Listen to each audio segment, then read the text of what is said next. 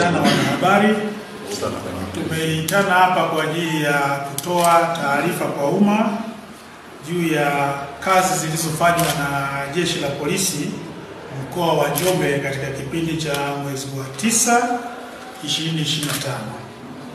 Jeshi la Polisi mkoa wa Njombe kupitia taarifa ambazo ilizipata kwa raia wema imeendesha msako katika kipindi cha mwezi Septemba 2025 na kufanikiwa kuwakamata watuhumiwa 105 ambao wametenda matukio mbalimbali ya uhalifu ikiwemo mauaji, wizi wa pikipiki, uvunjaji, ukiukwaji wa sheria za usalama barabarani na makosa mengine ya kimaadili.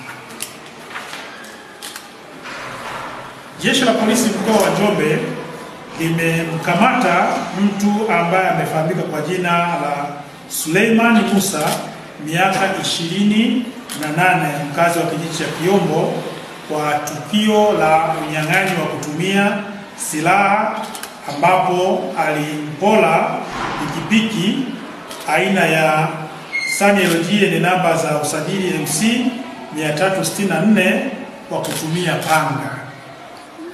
Katika tukio hili ambalo limetokea tarehe 16 mwezi wa 8 2025 na kufanikiwa kumkamata mtuhumiwa huyu kutoka mkoa wa Ruvuma, Jeshi la Polisi limemfikisha mahakamani na mahakama imemhukumu kwenda jela miaka 30.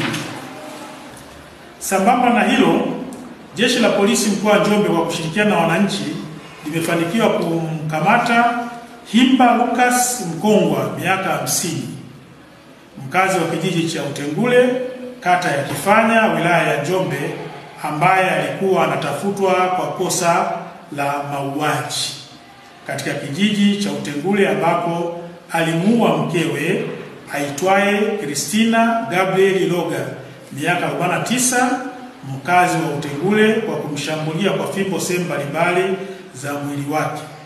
Lakini kiini cha tukio hili ni wivu wa mapenzi.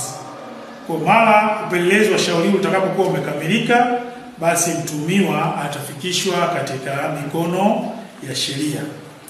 Kwa upande wa usalama barabarani, Jeshi la Polisi kikosi cha usalama barabarani limeweza kuzuia makosa mbalimbali ya ajali kwa kutoa elimu kwa madereva, wamiliki wa vyombo vya moto, wananchi na maeneo ya mashuleni na kuweza kufanikiwa kupunguza makosa mbalimbali kwa kiasi kikubwa.